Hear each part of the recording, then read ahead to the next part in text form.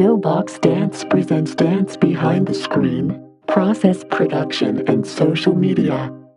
Don't forget, say no to the box. Dile no a la caja. 고정관념이란 상자에서 벗어나세요.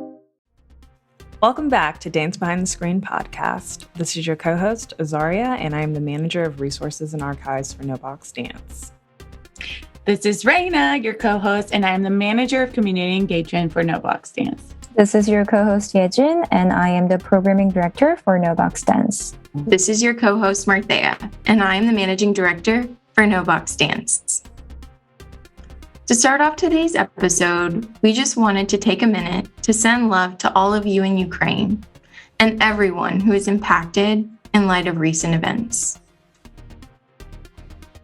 So today we are speaking with André M. Zachery, who is a Brooklyn-based interdisciplinary artist of Haitian and African-American descent. His research is extensive in performance and interactive media arts, and he serves as the artistic director of Renegade Performance Group, where they merge technology and Black cultural practices through multimedia work. André is a 2016 New York Foundation of the Arts Gregory Millard Fellow in Choreography, and also a 2019 Jerome Hill Foundation Fellow in Choreography. And we are so happy that he has also served for the No Box Film Festival 2020 jury panel. So let's get right into this episode. For those who may not know about you, what kind of work do you make? And can you tell us a little bit about Renegade Performance Group? Sure, I can. So I am André M. Zachery, and I founded Renegade Performance Group in 2007.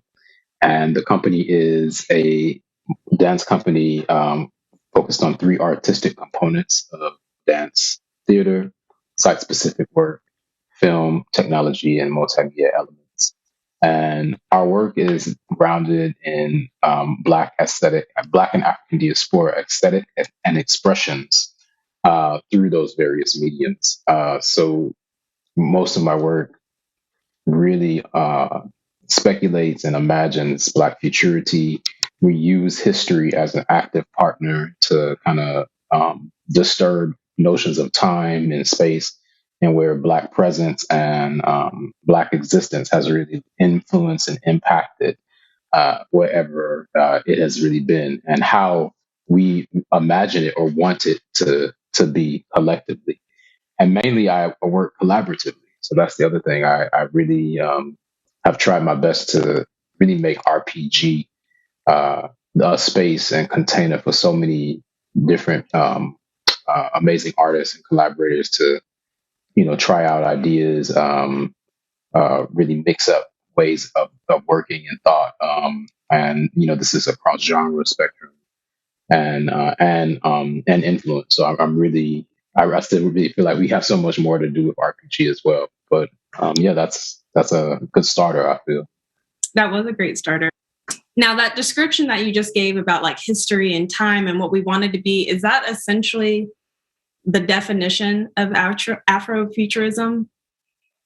Well, that's the kind of the ongoing argument, if you will, Azaria. It's Afrofuturism really takes on its own meaning and definition depending on the Black person you ask, really, especially across this diaspora. But for me, that is the way that I'm using Afrofuturism. For certain people, the notion of Afrofuturism is this relationship of Blackness to various forms of technology, whether that be analog or digital or virtual. For me, it's a yes, all of the above, but then also how do we insert kind of our own, if you will, spiritual essence as well into kind of the way that we do some things, and how that undercurrent of essence and magic, that you find in a ring shout, that you find in the cipher, that you find in the New Orleans second line, that kind of unexplainable feeling. That for me is what constitutes Afrofuturism, because that's a way of ensuring possibility in face and in spite of any circumstance that is surrounding. Thank you for breaking that down for me. Another question that I have for you, why? What is your why behind making Black Afro-diasporic dance?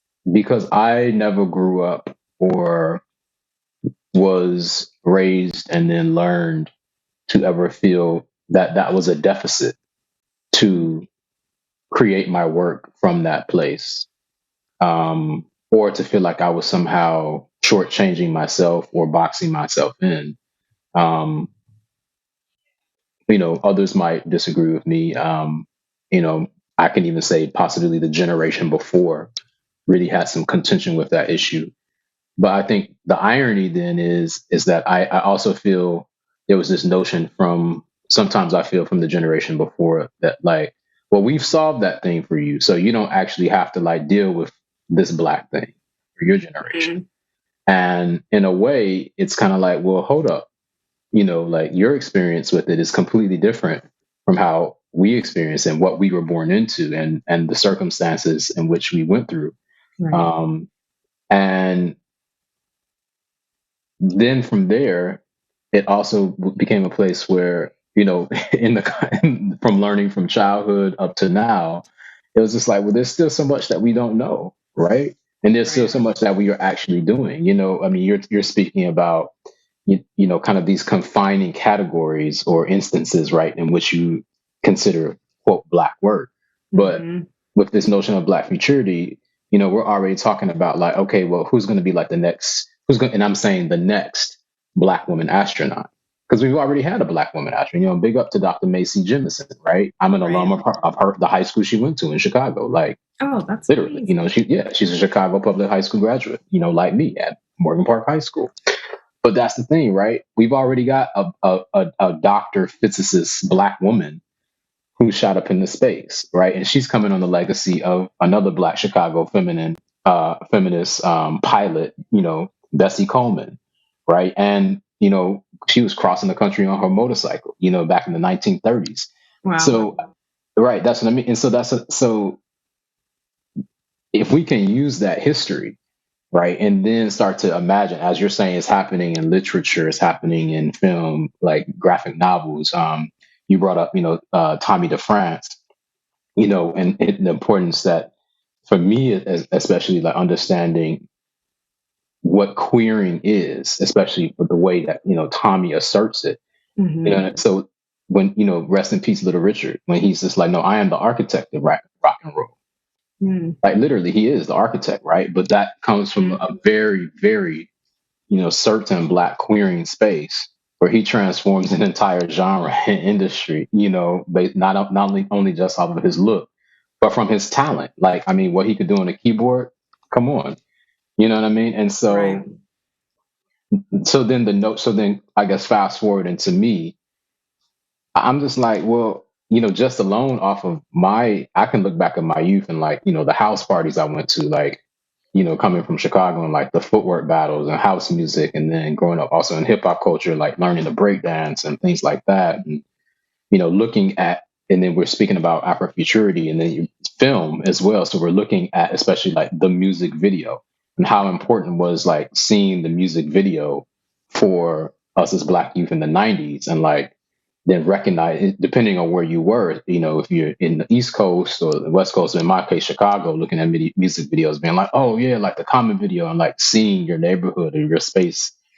and understanding how the image was framed and how you were framed. And then be like, well, how can I frame myself in a different way or in another way beyond what was given? Right. I mean, how do you do that? How do you take dance film and these subjects, and how do you make the future version or do the next thing? 2021, we were able to produce and finally we were able to produce a virtual season. So we did a site-specific work in 2019, summer 2019, in the before times, really. Right, in the before times. I know. And so I was commissioned to do a site-specific work at Socrates Sculpture Park for their Deep Space Open Time exhibit. And I immediately asked them, I'm like, can I please also do a dance film here? And I wanted to I guess, come in the lineage and line of, Afrofuturist artists such as, like Sun Ra in his film Space is the Place, and really put Black bodies and Black people dancing almost in a realm that is almost unrecognizable. Like going into, I'm a big fan of like fantasy and sci-fi, because I also feel that speculative space has been the arrested development, if you will, pun intended, right? Big up to the group Arrested Development, because it's like, no, put ourselves in spaces and in places beyond where we think we should be, right? And so, Right.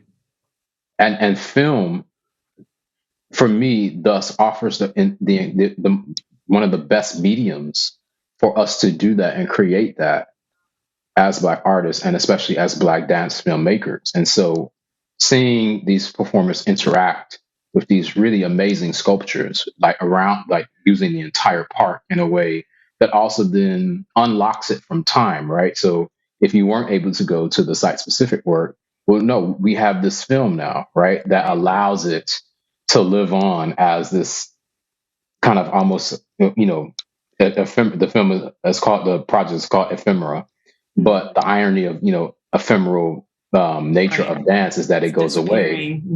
Right. But then here we are with film, to reprocess it year after year and see something else each time. Like people were saying, "Oh, I see this in the film," in ways again that I had never seen. I think that's also the beauty of dance film. It allows for these multiple perspectives of viewership to author their own meaning onto a work that you will create, that of course has no incorrectness. Like it's what they see, what they see. And for me, I guess that is so important to then have that consideration on Black people dancing in that way. Activism and social justice work, it has a lot of responsibility. And it's work that I'm interested in making. And I think there's a wide spectrum of what that means and how it's created. And I'm just curious about, like, from you, do you think there is a certain responsibility or a certain way that we need to engage in work that is meant to have some other lasting effect or some type of activist underlying? Is there something that we need to hold precious or not, or take in other points of view? I'm glad you asked that question. And I actually was having a conversation with a fellow artist about this when we went to go see the Afrofuturist Period Room that's currently on exhibit at the Metropolitan Museum of Art in New York City. It's a beautiful exhibit. If for anyone that is in New York City, I believe it's still up. I hope it's still up. It's really wonderful. And we were talking about this, a question similar to this vein, because they were experiencing someone doing a site-specific work that they felt didn't address. It was a site-specific work in Harlem, and they felt the work at a certain point was looking at the situation of oppression affecting. But let's keep it a stack. Like it literally, some homeless and possibly addicted, substance addicted persons that are Black in Harlem. And as the work was crossing, in a way, they felt like the work almost mimicked it in a way, but like they were just like, well, no, you're just doing what it's already doing. And I said, well, okay.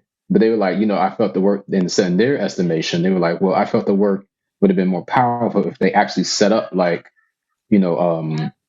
almost like aid stations and like things like that. And I said, well, I absolutely disagree with that too. And they were just like, huh, why? I was like, because that also is because both of them are literal responses. Right. And so one you're saying is a literal response, like looking at the situation. I said, so in one way that's already happened, because we can look at, let's say, the work of Elio Pomari's Junkie, right? From I think like the late 70s. I think it might be even like the early 70s. Like LAO does this powerful work, Junkie, right? Okay. And I the haven't early seen heroin. that one. I haven't seen that Yeah, one, but it's I'm gonna very look it up powerful work. after. Yeah, responding to the then heroin crisis of mainly the combat troops coming from Vietnam, shell shocked and taking heroin. And so we see this piece. We know that this piece exists. And so it's just like, well, are we just recreating that? Then the other side is, well, the social justice aspect is we don't need to dance at all. Let's just create like these, help stations. And I'm just like, well, that's the role of like being a medicine, those are physicians in medicine. I'm like, I didn't necessarily sign up to be an artist to do that. I mean, if so, cool, but great. Right. I said, this is where, again, and this is just my perspective.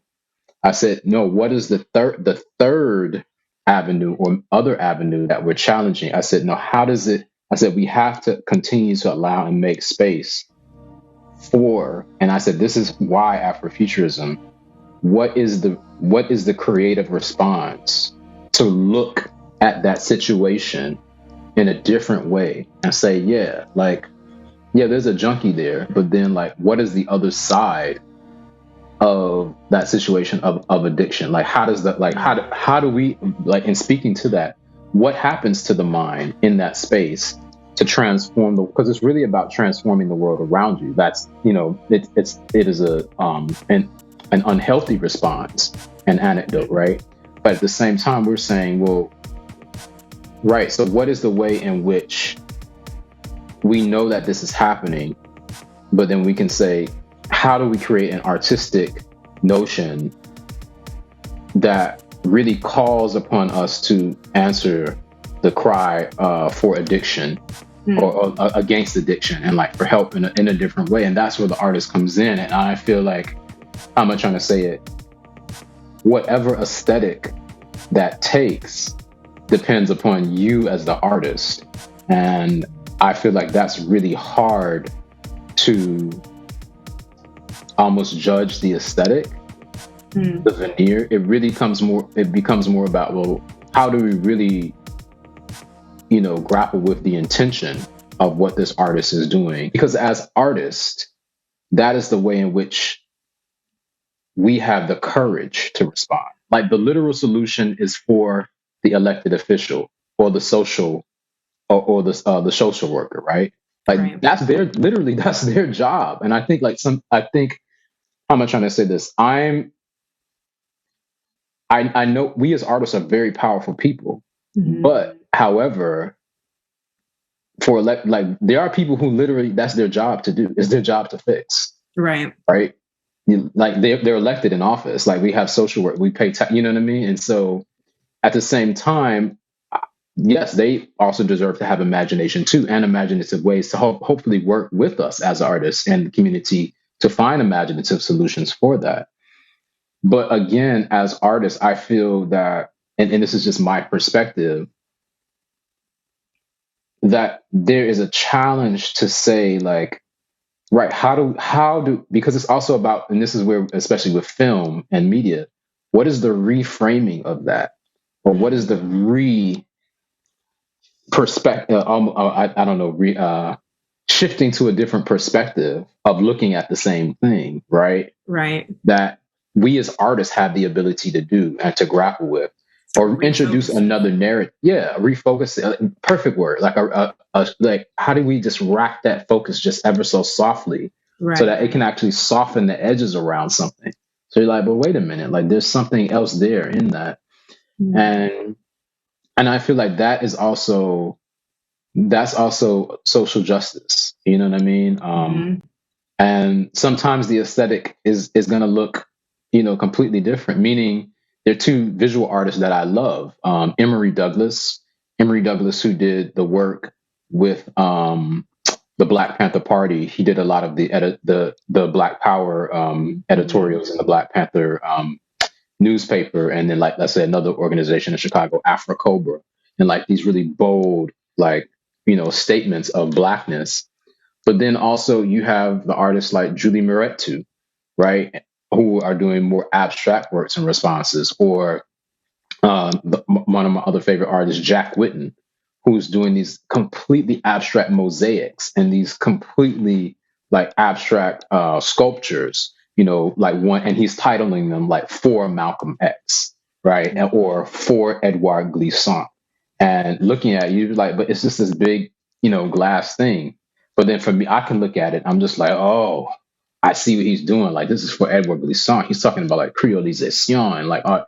And but who are we to say like, this is some like weird abstract shit, like this ain't black. When in actuality, if he's talking about like that's one of the blackest things ever. He's like For Edouard Glissant, like his friend and peer. Like that's absolutely like steeped in like a depth of awareness and history and consciousness that I feel right now in the movement, that I've always felt, that our work deserves our work, even if it has the notion that your work can have a sense of social justice and nuance and subtlety is just as powerful. And I feel, especially, and that's what I kind of contend to young artists, is that don't ever feel like just because your work isn't just like, hard hitting, Right.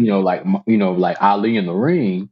Like, nah, this like some really soft, like what made Ali, remember, like what made Ali powerful was the fact that he said, I float like a butterfly. Like he's a 6'4" man. Right. He had to float softly. Like that's how he gained his power. So I'm like, it's actually in the subtlety of his work that he was able to like land, boom, boom, those huge blows.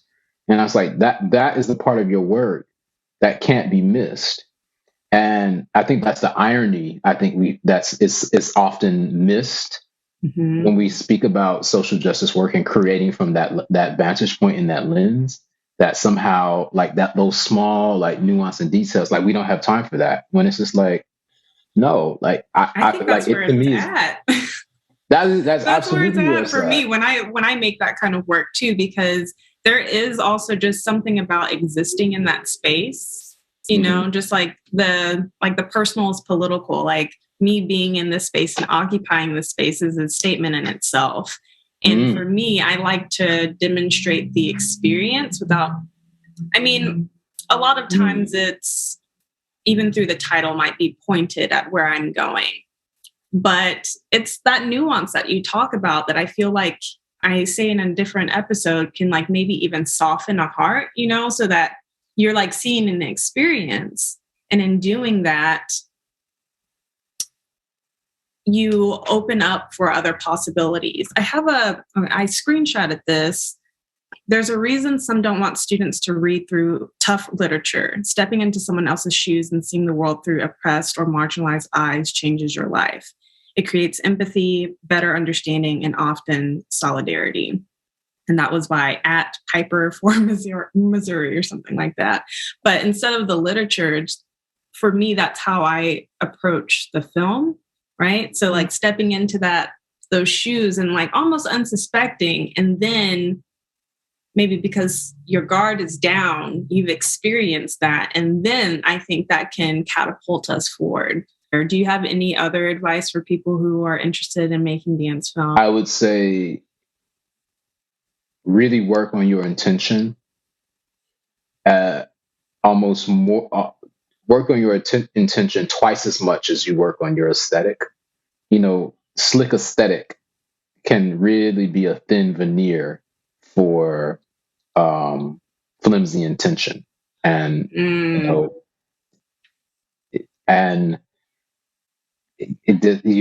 can't. I did take some film classes at the Brooklyn College film department when I was getting my MFA, and the pre-production process of writing and storyboarding and gathering your team and like going through a first script, a second script, a third script. I mean, we did that just in our production 1201 class, and we were working with stock footage. And they were so, the filmmakers were very, very adamant about that. And I was just like, wow, like I don't even think we really have that in dance, as far as like composition, like really like getting into like these intentions of moment and angle. Because it's kind of like, well, it's dance film, so let me just capture this cool move. And it's just like, yeah, sure, but Cool.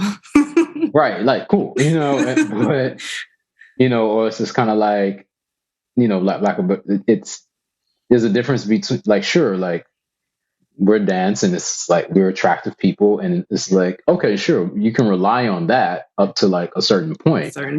But the intention of your film, if it's like really worked on and like like you're really trying to pull out something and you're having the team, and so each and every person on the team can surround it and circle and say, yeah, this is the intention, and like that just makes your process so much smoother. It makes your process, anytime like something gets lost, you can just be like, all right, that's the intention. There it is. There it is. And like everybody's in line, and that will last longer than the aesthetic of the work. It really will. Thank you. Okay, so I have a Flash 4 section coming for you. So we asked all of our guests to answer 4 questions in a flash as fast as you can. Are you ready to play? All right. All right. So if you had to recommend a resource to our audience, what would it be? Khalil Joseph and